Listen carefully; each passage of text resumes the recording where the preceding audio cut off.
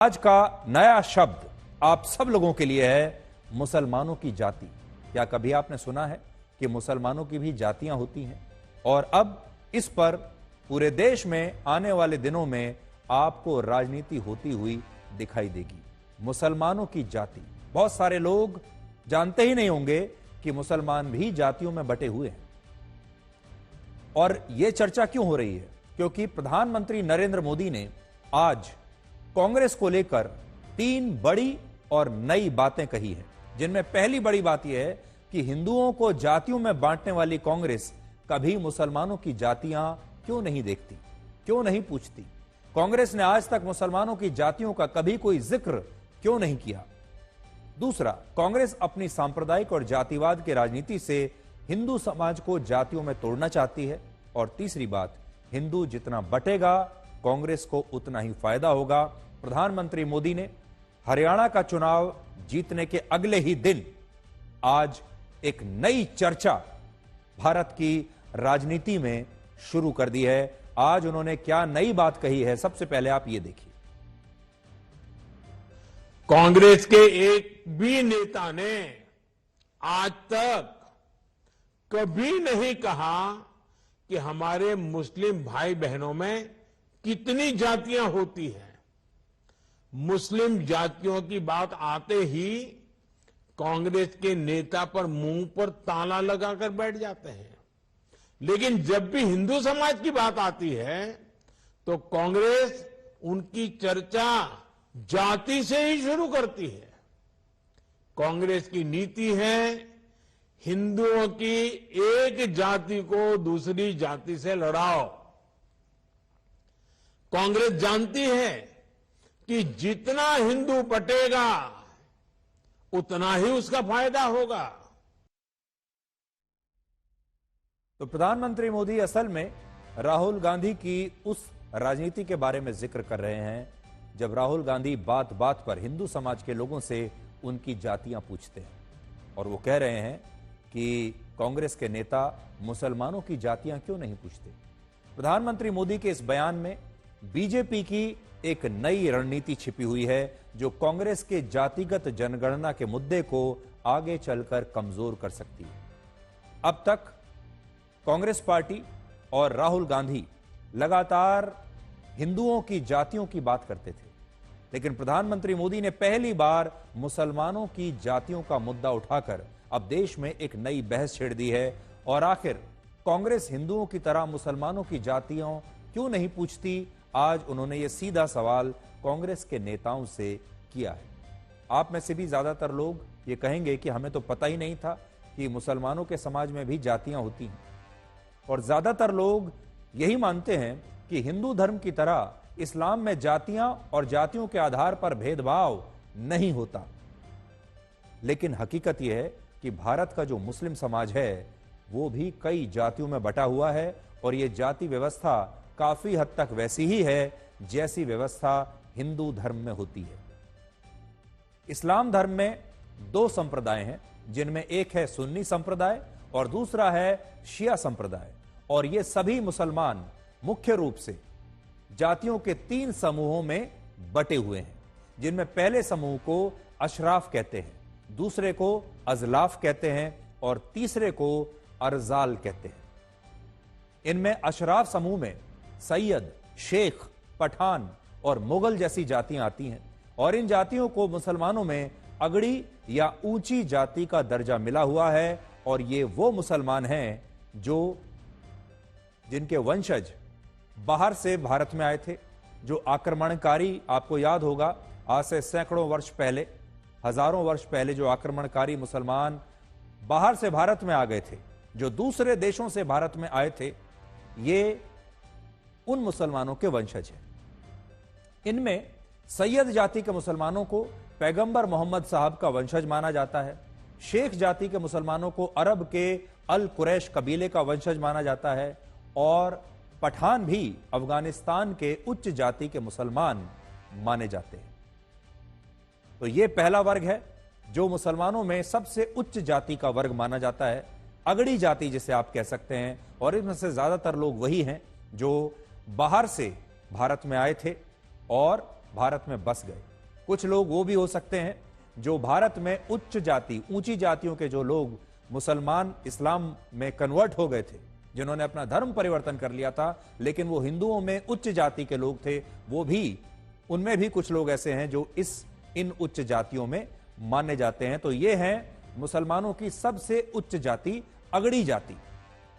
इसके बाद दूसरा वर्ग अजलाफ मुसलमानों का होता है, जिसमें अंसारी, मंसूरी, राइन, कुरैशी, गद्दी, इदरीसी, सिद्दीकी और फाकिर जैसी कई जातियां आती हैं, और इन्हें आप पिछड़ी जाति कह सकते हैं या मध्यम वर्ग भी कह सकते हैं। और ये वो मुसलमान हैं जिन्हें भारत में धर्म परिवर्तन करके जिन्होंने इस्लाम को अपनाया था। यानी ये सारे कन्वर्टेड मुसलमान हैं जो भारत के ही थे, लेकिन उन्होंने अपना धर्म परिवर्तन किया और दूसरे धर्मों से, जिसमें से ज्यादातर हिंदू धर्म के ही लोग थे, हिंदू धर्म से उन्होंने अपना धर्म बदलकर इस्लाम को अपना लिया।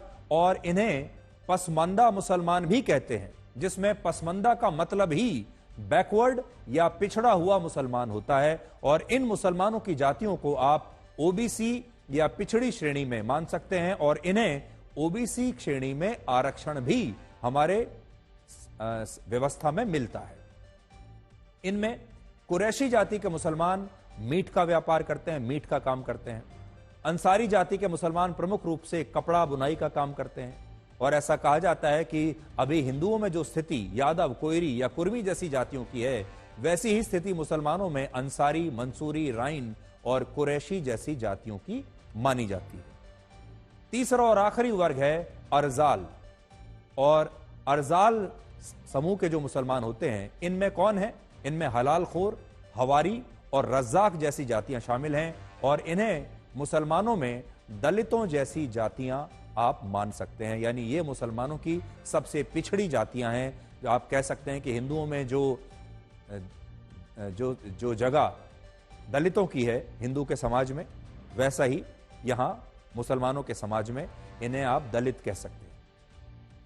इन जातियों के मुसलमानों को पसमानदा मुसलमान कहते हैं, जिसका मतलब होता है आर्थिक और सामाजिक रूप से पिछड़े हुए मुसलमान, जिनके साथ जातियों के आधार पर काफी भेदभाव होता है।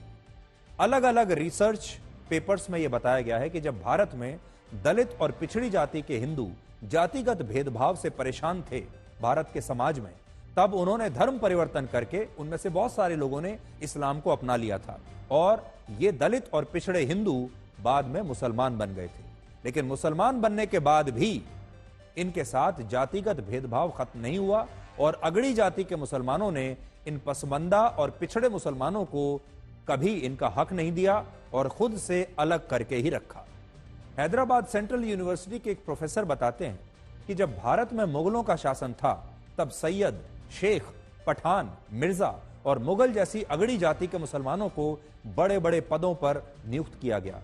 लेकिन जो दलित और पिछड़े हिंदू धर्म परिवर्तन करके मुसलमान बने थे और जिन्हें निम्न जाति के मुसलमान माना जाता था, उन्हें मुगलों ने अपनी शासन व्यवस्था में कभी भी बड़े पदों पर नहीं बैठाया, बड़े पदों से दूर रखा। और भारतीय मुसलमानों में जातियों का यह भेदभाव आज भी मौजूद है।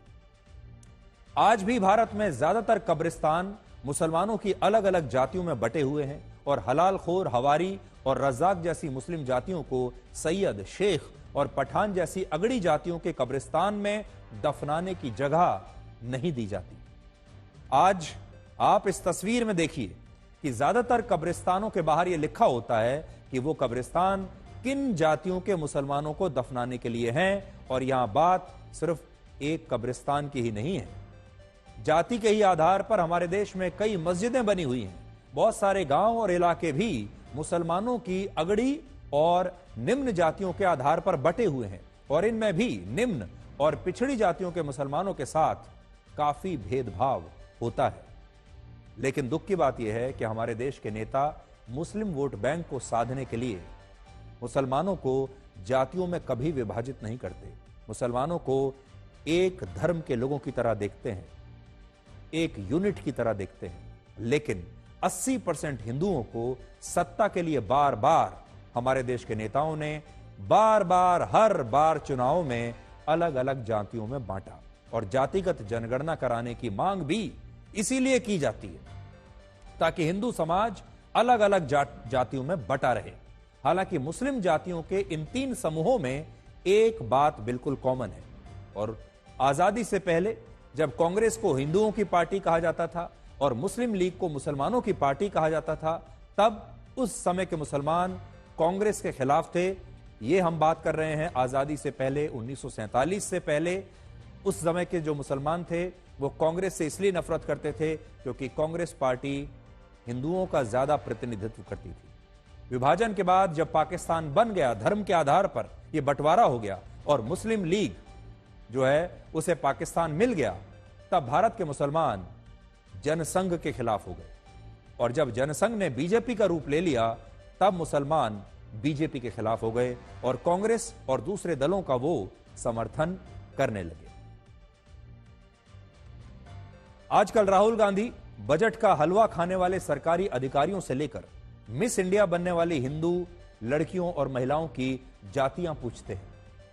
लेकिन क्या आपने राहुल गांधी को कभी यह कहते सुना है कि हमारे देश की हिंदी फिल्म इंडस्ट्री में शाहरुख खान, आमिर खान और सलमान खान तीनों ही अगड़ी जातियों से क्यों हैं, और पिछड़ी जातियों का कोई मुसलमान हमारे देश में इतना बड़ा फिल्म स्टार क्यों नहीं बन पाया?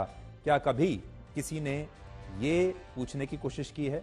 क्या राहुल गांधी ने कभी देश को यह बताने की कोशिश की है कि हिंदी फिल्म इंडस्ट्री में या मिस इंडिया में जो मुस्लिम लड़कियां हैं, जो मुस्लिम स्टार्स हैं, उनकी जातियां क्या हैं, और मुसलमानों में जो पिछड़ी जाति के लोग हैं वो कभी इतने बड़े सुपरस्टार क्यों नहीं बन पाए? जैसे हिंदू धर्म में सिर्फ 15% आबादी सवर्णों और अगड़ी जातियों के लोगों की मानी जाती है और बाकी आबादी दलित, आदिवासी, पिछड़े वर्ग या फिर ओबीसी के लोगों की है, ठीक उसी तरह से भारतीय मुसलमानों में भी अगड़ी जाति के लोगों की आबादी सिर्फ 15% है, जबकि मध्यम वर्ग की जातियां जो हैं उन मुसलमानों की आबादी 50% है और पिछड़े वर्ग के मुसलमानों की आबादी लगभग 35% है। और भारत में लगभग 85% आबादी पसमंदा मुसलमानों की है, यानी पिछड़े हुए मुसलमानों की है, जिनमें निम्न जाति के मुसलमान आर्थिक और सामाजिक रूप से बहुत पिछड़े हुए हैं। और इन मुसलमानों के साथ दलित और पिछड़े हिंदुओं के जैसा ही भेदभाव होता है। लेकिन इसके बावजूद हमारे देश के विपक्षी नेता हिंदुओं की जातियों की सोशल इंजीनियरिंग करते हैं। देखिए कितना खूबसूरत नाम राजनीति में दिया गया है कि अगर आप पिछड़ी जातियों की राजनीति करते हैं तो इसे सोशल इंजीनियरिंग का नाम दे दिया जाता है। लेकिन मुसलमानों की जातियों की अभी तक कोई बात नहीं की जाती, और मुसलमानों की जो पिछड़ी जातियां हैं उसमें सोशल इंजीनियरिंग करने का आइडिया हमारे देश के विपक्षी नेताओं को कभी नहीं आया, क्योंकि उन्हें यह सूट करता है कि हर चुनाव में जो हिंदू समाज है, जो 80% हिंदू हैं आबादी के, वो अलग अलग जातियों में बंटकर छोटे वोट बैंक बन जाएं, और इस सोशल इंजीनियरिंग के हिसाब से इन बटे हुए वोट बैंकों को साधकर हमारे देश के नेता एक के बाद एक चुनाव जीतते चले जाएं।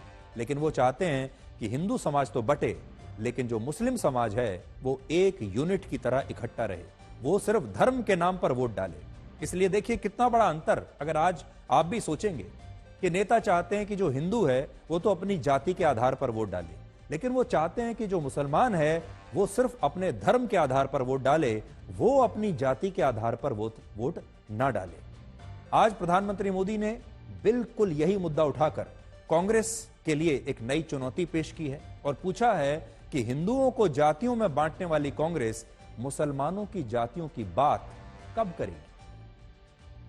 कांग्रेस ने अब तक प्रधानमंत्री मोदी के सवाल का जवाब नहीं दिया है, लेकिन हम आपको यह बता सकते हैं कि इस सवाल का जवाब हरियाणा और जम्मू कश्मीर के चुनावी नतीजों में भी छिपा हुआ है, और आज हम इसे भी आपके लिए डिकोड करेंगे। जवाब आपको अपने आप मिल जाएगा।